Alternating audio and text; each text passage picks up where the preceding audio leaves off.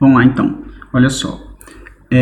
A gente encerrou a parte de ciclo a gás, né? Antes a gente viu ciclos a gás, ciclos a vapor, ciclo de refrigeração, beleza? E agora a gente vai começar a preparar o terreno aqui para a gente falar de sistemas reagentes, falar de combustão principalmente, tá? Só que antes disso, como vai ser um caminho bem diferente do que a gente estava tomando até o momento, eu preciso introduzir alguns conceitos com vocês. Beleza? E na aula de hoje eu vou começar falando de mistura de gases, ainda não vou falar de reações, beleza? Vou falar das misturas de gases, para vocês irem se acostumando com o feeling da química que vai entrar aqui na termodinâmica para as nossas análises, beleza? Então, para explicar por quê, a nossa motivação, né? Para que a gente vai entrar nisso? O que a gente viu até o momento, né? Quando a gente tinha a turbina a vapor no ciclo Rankine, entrava vapor d'água, né? Saía vapor d'água, ou saía uma mistura bifásica, enfim, entrava água, saía água. Quando a gente tinha o ciclo Brayton, na análise ar padrão, que a gente simplificava, entrava ar na turbina a gás, saía ar também. E no ciclo de refrigeração, lá no compressor, entrava fluido refrigerante e também saía fluido refrigerante. Então, o que tem em comum todos esses três aqui, né? O que entra é igual ao que sai, isso ainda na aula de hoje vai ser mantido. Porém, o que entra aqui era uma substância pura e uniforme. Como assim? Entrava água e saía água. Eu não tinha uma mistura ali dentro. Entrava o refrigerante e saía o refrigerante, uma única substância pura ali. Entrava o ar e saía ar. E é muito importante esse asterisco, por quê? Porque é uma mistura isso aqui, tá? O ar não existe a substância química ar, né? Isso aqui seria argônio. Na verdade, o ar é uma mistura de gases, só que é uma mistura padronizada, tá bom? Então, por ser uma mistura padronizada, então a gente já sabe a composição de forma bem aproximada, ok? E com essa composição aproximada, a gente consegue construir as tabelas de propriedades do ar. Então, a gente tinha as tabelas de propriedades da água, dos fluidos refrigerantes, das substâncias puras. Porém, na hora que a gente começa a mexer na composição da mistura, qualquer teorzinho que eu jogar para um lado ou jogar para o outro, a tabela que eu tinha anteriormente já se torna inútil. E, vamos dizer, né, são infinitas combinações que a gente pode ter de gases formando a nossa mistura, então é impossível eu ter uma tabela para cada uma dessas composições, né? Por exemplo, esse ar aqui, se eu injetar alguma coisa no ar, injetar um pouquinho de hidrogênio aqui nesse ar, nessa mistura, e aí, o que vai acontecer? Se eu adicionar vapor d'água nessa mistura de ar, o que vai acontecer? Eu vou ter uma tabela fixa. Para cada teor de vapor que eu adicionar aqui, eu vou ter agora a mistura ar mais tanto de vapor. Está aqui a tabela. Não, eu não vou ter isso. Então, a aula de hoje é para a gente conseguir caracterizar essas misturas com base no que tem em cada uma delas, né? Então, se a gente for mudando o teor de cada um dos componentes dessa mistura, adicionando outros componentes na nossa mistura gasosa, a gente vai aprender a definir as suas propriedades, porque agora acabou. Não temos mais a tabela termodinâmica da mistura X, da mistura Y, porque são infinitas misturas, então não tem como, beleza? Então, se trabalharmos com uma mistura de gases, como encontrar as suas propriedades? Então, esse é o objetivo da aula de hoje, a gente conseguir caracterizar a nossa mistura, e quando eu digo caracterizar é isso, definir suas propriedades. E no final da aula a gente vai fazer um exercício juntando as coisas, né? Aplicando a caracterização da mistura à termodinâmica, beleza?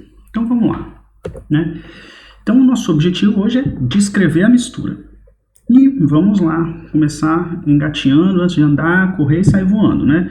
Então primeiro a gente tem duas formas para descrever a nossa mistura. Pela análise gravimétrica, que na análise gravimétrica eu vou levar em consideração a massa dos meus componentes da mistura. E a análise molar, que eu vou levar em consideração a quantidade de mols dos componentes da minha mistura. Então aqui nós temos a mesma mistura, tá bom? Temos uma mistura de hidrogênio H2 e oxigênio O2, beleza? Então a mistura está aqui contida nesse produto final. A análise gravimétrica, que vai considerar a massa, diz pra gente o quê? A massa tem que se conservar. Então se eu tinha 6 kg de hidrogênio e 32 kg de oxigênio nessa mistura, então eu tenho que ter uma mistura de 38 kg de hidrogênio mais oxigênio. Aí eu falei no início da aula, né? 10 segundos atrás. eu não tenho como ter uma tabela para cada uma das misturas porque são infinitas as possibilidades. Sim, se agora eu boto 8 kg de hidrogênio com esses 32 kg de oxigênio, eu tenho uma outra mistura. Eu não posso dizer que as propriedades dessa mistura de 38 kg vão ser igual à nova mistura de 40. Beleza? Então, temos infinitas possibilidades.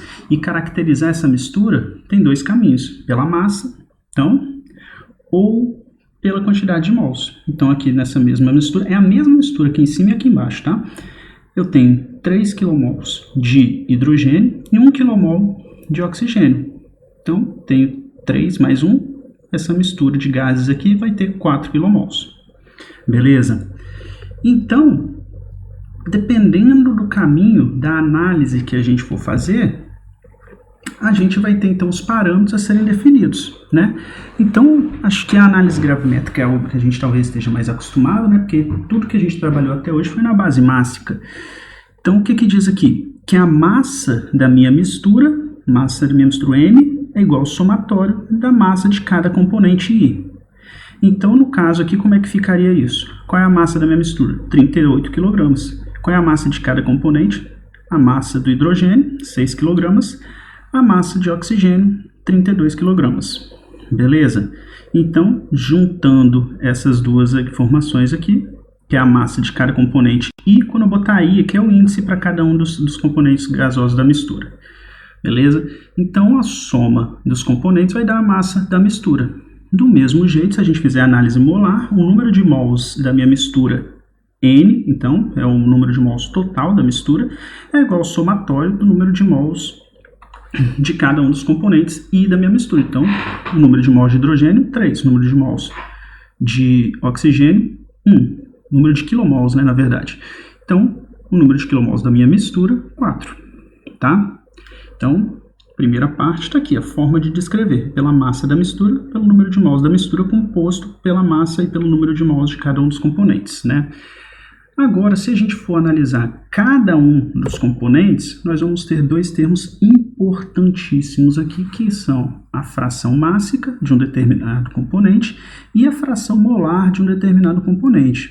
Nada mais, nada menos do que eu pegar a massa de um único componente e dividir pela massa total. Beleza? Então, no caso, qual seria a fração mássica de hidrogênio nessa mistura aqui? Bom, 6 kg dividido por 38 kg vai dar a fração mássica de hidrogênio. E a de oxigênio? 32 kg dividido por 38 kg vai dar a fração mássica de oxigênio, o MfO2, no caso, tá bom? E o raciocínio análogo a gente faz para análise molar. Qual é a fração molar de cada um dos componentes? É o número de mols de um determinado componente dividido pelo número de mols da minha mistura. Então, eu tenho aqui fração molar do oxigênio, 3/4, e fração molar do oxigênio, 1/4.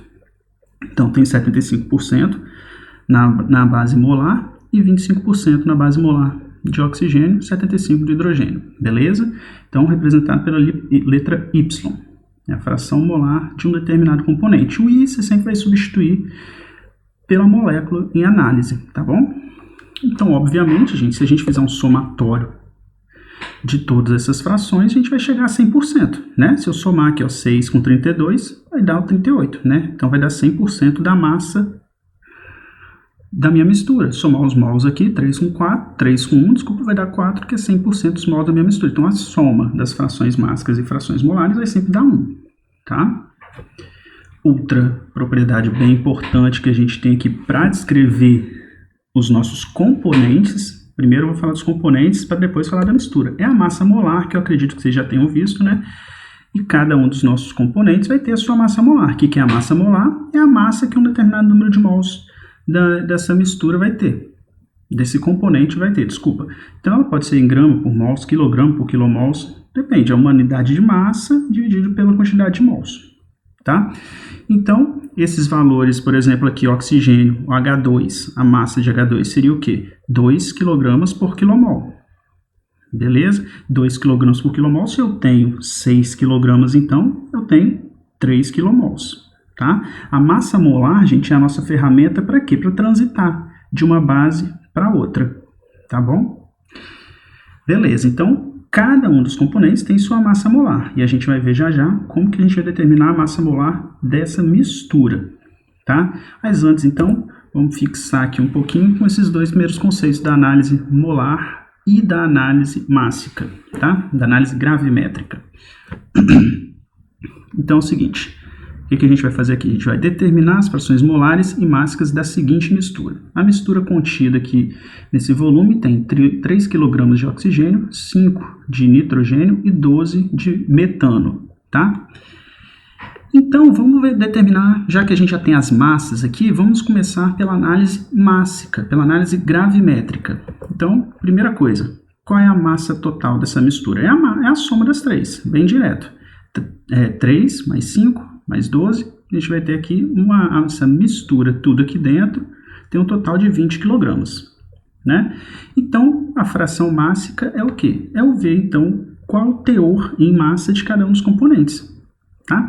Então, aqui, 3 sobre 20 é o quê? 3 kg de oxigênio dividido pela massa de todos juntos. 3 sobre 20 é o de oxigênio, nitrogênio, fração mássica do nitrogênio, 5 sobre 20, fração mássica do metano, 12 sobre 20. Beleza? Então, fazendo a continha, a gente tem aqui 15%, 25%, 60%, né? E para confirmar, fazer a nossa prova real aqui, o que a gente faz? Vamos somar. Somando esses três aqui, né? 15 com 25, 40, com 60, 100. Fechou 100%. Aqui, quer dizer que nossa análise está correta. Agora, vamos passar para a análise na base molar. Então, primeiro, eu preciso determinar a quantidade de mols de cada um desses componentes para eu chegar na quantidade de mols da mistura. E como que eu vou fazer? Lembra, né? Acabei de falar com vocês, nossa ponte entre as duas análises, a massa molar. Então, o número de mols de cada um dos meus componentes vai ser a massa de cada um dos meus componentes dividido pela massa molar de cada um dos meus componentes, né? Então, vou pegar aqui, ó, quantos mols de oxigênio eu tenho? Ou seja, qual seria a pergunta? Quantos mols de oxigênio eu preciso ter para chegar a 3 quilos? É isso que a gente vai determinar. Então, qual é a massa molar do O? É 16. O2, 32. Beleza?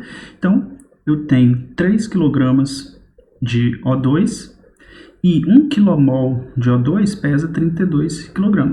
Pesam 32 kg. Logo, eu tenho 0,094 kmol de O2. Beleza?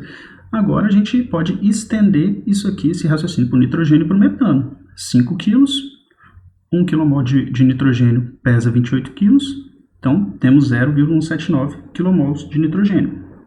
Metano, eu tenho 12 kg de metano, 1 kmol de metano pesa 16 kg, então tenho 0,75 kmol de metano.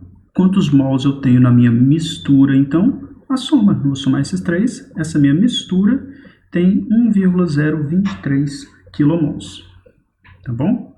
Agora, então, eu já achei as frações mássicas que estão aqui, falta eu determinar as frações molares. Eu vou seguir agora o mesmo raciocínio das frações mássicas, uma vez que eu tenho o número de mols da minha mistura, que eu tenho 1,023 kmol, a gente vai partir para as frações molares, que eu vou pegar a quantidade de mols aqui, ó, de cada um dos componentes, dividir pela quantidade de mols total da minha mistura. Beleza? Então, no oxigênio, eu tenho 0,094 kmol, jogando aqui, no final das contas, eu vou ter 0,092%, né? Vamos dizer assim, 9,2% na fração molar de oxigênio. Para o nitrogênio, pego aqui 0,179 dividido pela quantidade total de mols, quantidade de mols de nitrogênio, quantidade de mols da mistura, eu vou ter minha fração molar de nitrogênio. Pego quantidade de mols de metano, dividido pela quantidade de mols da minha mistura, eu vou ter a fração molar do metano, beleza? Então, se a gente fizer a soma aqui também, a gente vai chegar isso aqui igual a 1, tá bom? Então, vamos lá. Continuando a descrever a nossa mistura, né? Lá atrás eu falei da massa molar de cada um dos componentes, a gente vai ter a massa molar média ou massa molar aparente da mistura, que vai ser a consideração aqui de todas, uma consideração não é a palavra-chave aqui para essa parte da matéria, é ponderação. A gente sempre vai ponderar de acordo com o número de mols, com a fração molar, ou com a fração mássica da nossa mistura de cada um dos componentes, né? Então, a massa molar média ou massa molar aparente da nossa mistura é o quê? É a massa da mistura dividido pelo número de mols que eu tenho na minha mistura, beleza? Ou outra forma é o somatório, que a gente vai ponderar o quê? A massa molar de cada um dos meus componentes vezes a sua fração molar, e a gente vai somar isso tudo. Então, a gente tem essas duas formas de determinar a massa molar média ou aparente da mistura em análise, tá? E outra aqui, que vocês já estão acostumados, é a constante do gás, aquela constante universal dos gases ideais, né? 8,314, só que para cada gás a gente vai ter um valor para isso também, né? Se for na base mássica, né? Então, se a gente pegar aqui e dividir pela massa molar aparente da minha mistura, eu vou ter a constante de gás, ou constante aparente da minha mistura. Beleza? Então, lembrando isso aqui, 8,314 kJ por kmol Kelvin. Beleza? Vou dividir aqui pela massa molar em quilograma por quilomol. Beleza? Vamos lá. Então, vamos fazer agora essa análise desses dois parâmetros aqui para a mesma mistura que a gente caracterizou anteriormente, né? Então, olha só, como que a gente vai determinar a massa molar aparente ou a média dessa mistura? A gente calculou, né? A massa a gente viu que eram 20 kg e a quantidade de mols a gente calculou também que era 1,023 kmols que eu tinha no total. Logo, qual vai ser a massa molar aparente que a gente tem aqui? 19,6 kg por kmol. Beleza? Eu fui por esse caminho, por quê? Porque a gente já tinha calculado esses dois parâmetros. Agora, se eu tivesse direto aqui a composição molar da minha mistura, o que eu poderia fazer? Eu pego a composição molar, tantos por cento em fração molar de oxigênio, fração molar de nitrogênio, ou fração molar do metano. Essas três já tivessem valor, talvez fosse mais rápido eu fazer isso.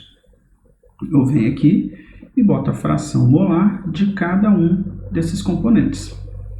Beleza? Com isso, tendo a massa molar e tendo a fração molar de cada um, a gente obtém a massa molar aparente, que vai ter que, obviamente, dar o mesmo resultado aqui. Tá bom? E para obter a constante de gás da minha mistura, 8,314 dividido por essa massa molar que a gente acabou de obter, a gente obtém, então, qual vai ser o valor de R para essa mistura, né? E para que a gente usa o R, né? Vamos lembrar lá do início do curso em Termodinâmica 1, para que a gente usava esse valor de R? Quando a gente tinha um gás ideal, né? Para quê? Para usar PV igual a nRT, basicamente, né? E vamos revisar isso que a gente falou lá no início de Termodinâmica 1 também. O que é um gás ideal, né? Então, vamos imaginar aqui que a gente tem uma mistura de um gás ideal. E cada pontinho preto aqui representa uma molécula desse gás. Está absurdamente exagerado o tamanho dessa molécula e a distância entre eles também está ao contrário, né? Está absurdamente minimizada, mas um gás ideal ele é caracterizado por uma mistura onde as moléculas estão tão afastadas, mas tão afastadas que as interações, as forças de atração e repulsão de cada uma dessas moléculas não tem efeito algum sobre outra. Beleza? Então, essa molécula não atrai em nada e não vai repelir em nada essa molécula e nenhuma dessas aqui. Elas não atuam entre si. Beleza? Não há interação. Isso caracteriza um gás ideal. Ou seja, se isso for verdade, eu posso usar PV igual a nRT, né? Mas tá, como que eu vou saber que eu posso fazer isso para um determinado fluido? Por exemplo, a água. O que eu vou falar da água aqui é aplicável para qualquer outro fluido. O que a gente tem aqui? O diagrama TV, né? O domo de saturação da água. A água, vamos lembrar, a pressão crítica dela é próxima de 22 megapascal, né? E Quando eu falo vapor, quando eu posso falar que a água na fase gasosa é um gás ideal, né? Quando a água na fase gasosa vai obedecer esse comportamento dessa nuvem que eu tenho aqui? Bom, isso vai acontecer para pressões baixas e temperaturas altas, beleza? Ah, professor, mas aqui a gente está com uma pressão bem baixa e a temperatura também está baixa. Só que aí eu não vou entrar a fundo em diagrama de compressibilidade, que é o valor Z, né, que a gente usa ali, mas quando a pressão é mais determinante que a temperatura. Se a gente verificar aqui, ó, a gente tem temperaturas altíssimas, porém a pressão está acima da pressão crítica, então é bem complicado nesse caso aqui, né, nessas isobáricas para cá, a gente chamar de gás ideal.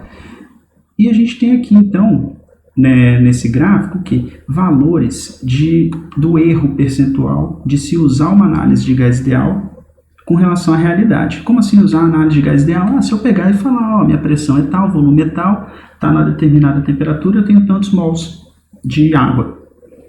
Se eu usar isso aqui, calculei o volume, usando PV igual a NRT. Qual vai ser o erro que eu vou encontrar? Então a gente está vendo aqui, ó, quando a gente está nessa zona de baixa pressão, o erro percentual é muito pequeno. O máximo que a gente tem aqui, ó, 0,00001%, tá? Não é 0,1 para transformar isso em porcentagem e virar 10%, não. É 0,1%. Então a gente tem um erro muito pequeno nessa zona. E conforme a gente sai dela aqui, específico para a água esse, a gente vê como que esse erro vai aumentando, né? A ponto a gente está numa pressão muito alta aqui, um erro de 271%. Então, a gente pode usar a equação de gás ideal, de forma bem resumida, para baixas pressões e altas temperaturas, beleza? A gente tem o parâmetro de pressão reduzida e temperatura reduzida, que é o quê? Quando a gente compara essas pressões com o valor de pressão e temperatura crítica, né? Com isso, a gente tem o diagrama de compressibilidade para achar o valor de Z. Para ver se Z for igual a 1, a gente pode considerar um gás ideal, mas não vamos entrar muito nisso aqui hoje não. Beleza? Então, tendo em mente o que é um gás ideal, vamos ter duas leis aqui que funcionam exatamente para gases ideais. Como assim funciona exatamente? O resultado delas vai dar preciso se a gente tiver um gás ideal, que é a lei de Dalton e a lei de Amagat. Vamos lá. Então, essas leis vão servir para a gente conseguir descrever melhor a mistura. E vamos uma de cada vez aqui. A lei de Dalton, também chamada de lei das pressões aditivas, ela diz o que para a gente? Uma mistura de gás, composta por um gás A e por um gás B, a um determinado volume e uma determinada temperatura, vai ter a sua pressão formada pelas pressões de cada um desses gases se eles existissem nesse mesmo volume e nessa mesma temperatura sozinhos. Ou seja, pega esse volume aqui da mistura, agora bota só o gás A. Ele vai estar numa pressão PA. Pega esse mesmo volume e temperatura e bota só o gás B. Ele vai estar numa pressão B. A pressão dessa mistura, então, vai ser PA mais PB. Beleza? E o que é PA e o que é PB? São as pressões parciais de cada um dos gases. Então, PI é a pressão parcial do gás A, PI é a pressão parcial de cada um dos gases, né? Então, seria PA é a pressão parcial do gás A, PB é a pressão parcial do gás B. E como que eu vou ponderar esse valor? Novamente, pela fração molar de cada um. Então, se eu fizer a ponderação aqui das pressões parciais, eu vou fazer o quê? Vou pegar a fração molar e multiplico pela pressão. Então, vou pegar a fração molar de A e multiplico pela pressão total, PA mais PB, né? Vamos dizer que aqui estaria a 1 atmosfera e a fração molar aqui fosse 30%. Então, a pressão parcial de A seria 0,3 atmosfera. E, por consequência, né, a fração molar de B seria 70%. Então, a pressão parcial de B seria 0,7 atm. Beleza? Então, pressão parcial vai ser a pressão que o gás teria se ele mantivesse o volume e temperatura da mistura, porém só existisse ele. Beleza? Então, isso é pressão parcial. Isso é importantíssimo para a gente conseguir descrever a mistura, já já a gente vai ver por quê, né? Então, a soma das pressões parciais vai dar a pressão total, beleza? E a lei de mH fala basicamente a mesma coisa, só que agora, ao invés de pressão, é volume. A de Dalton é a lei das pressões aditivas e a de mH é a lei dos volumes aditivos. O que quer dizer, então? Uma determinada mistura a uma determinada pressão e temperatura. Aqui em cima era volume e temperatura, fica atento. Agora é pressão e temperatura. Então, se eu pegar e isolar cada um desses gases agora nessa mesma pressão, nessa mesma temperatura, cada gás vai ter um volume VA e um volume VB. Beleza? E se eu somar VA com VB, também eu vou ter o volume dessa mistura de gases. Beleza? E o raciocínio é análogo ao raciocínio da lei de Dalton. Tá bom? Tenho pressões e volumes parciais, que é a lei de Dalton e a lei de mH. Somando, então, todos os volumes parciais, eu vou ter o volume da minha mistura, né? Essa lei, essas leis, né, elas fornecem valores exatos, quando a gente estiver trabalhando com gases ideais, e aproximados para gases reais. Aproximados ou não, né, dependendo da distância que a gente tiver do modelo de gás ideal, tiver numa pressão superior à pressão crítica, por exemplo, então a gente vai estar bem distante, né? E quem vai ajudar a gente a verificar isso é o fator de compressibilidade. Tendo o fator de compressibilidade, a gente pode aplicar a equação de gás ideal, PV igual a nRT. Se o Z for igual a 1, né, quer dizer que o gás é ideal, PV igual a nRT. E conforme o meu fator de compressibilidade for mudando, eu vou me afastando do comportamento de gás ideal. Beleza? Novamente, professor, como que a gente obtém o valor do fator de compressibilidade? Pelo diagrama, né, que a gente vai levar em consideração a pressão reduzida, a temperatura reduzida, que é o quê? É a relação entre a temperatura e pressão do meu volume, da minha mistura, e a temperatura e pressão do ponto crítico do meu componente. Beleza? Ah, professor, mas a minha mistura tem mais de um componente. Sim, então você vai ter um Z da mistura, um fator de compressibilidade da mistura, que vai ser a ponderação da fração molar de cada um dos componentes pelo fator de compressibilidade de cada um deles. Ou seja, a mistura está na pressão P e na temperatura T.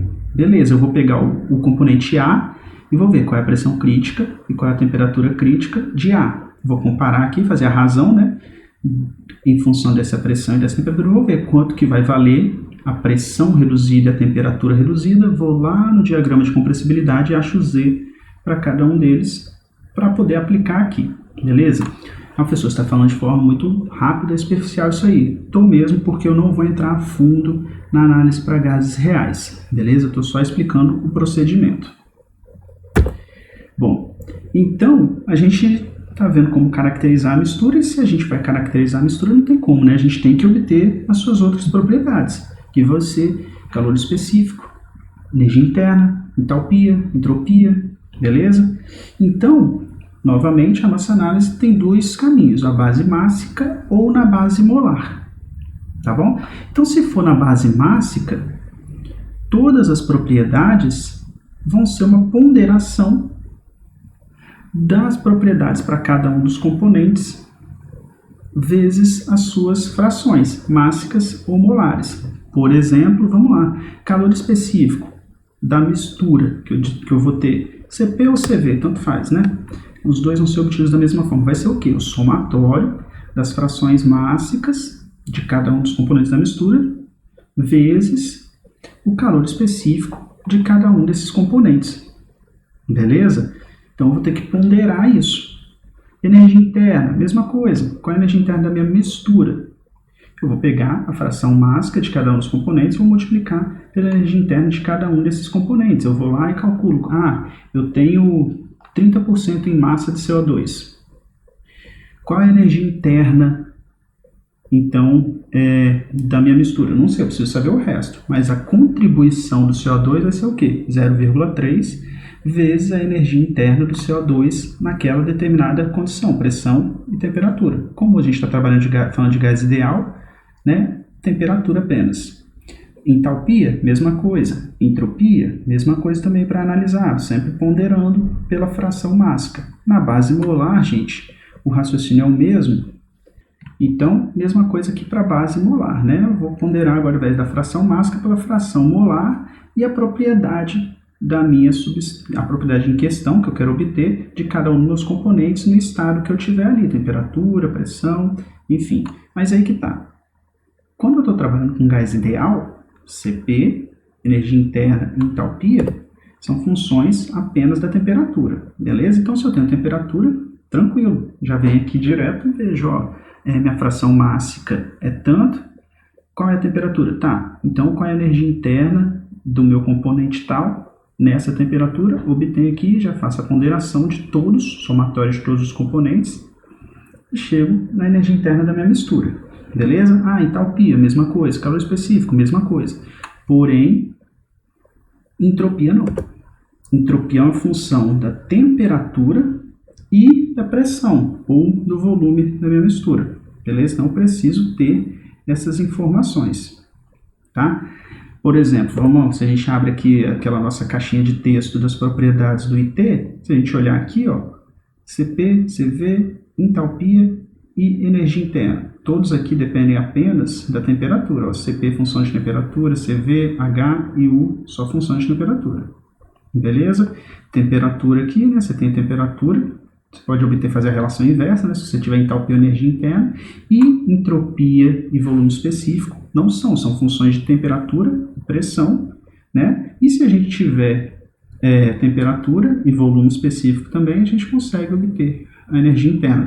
Então, esses aqui que a gente tem são funções de pressão ou volume, né? E temperatura. Então, isso aqui que eu deixei marcado aqui para vocês é o que a gente vai aplicar já aqui no IT para obter as propriedades, né? E para que eu vou obter essas propriedades? Para a gente poder agora voltar para a termodinâmica, né? Poder aplicar nossos balanços de energia de primeira, de segunda lei para misturas de gases, né? Na próxima aula, a gente vai entrar ainda, antes de falar diretamente da combustão, a gente vai falar da mistura de gás e vapor, beleza? Então, por exemplo, eu vou ter água, mas essa água ela vai ser considerada como gás ideal ou como vapor da água? E qual que é a diferença entre os dois? Como que a gente vai usar isso? Aula que vem a gente entra nesse tópico, beleza?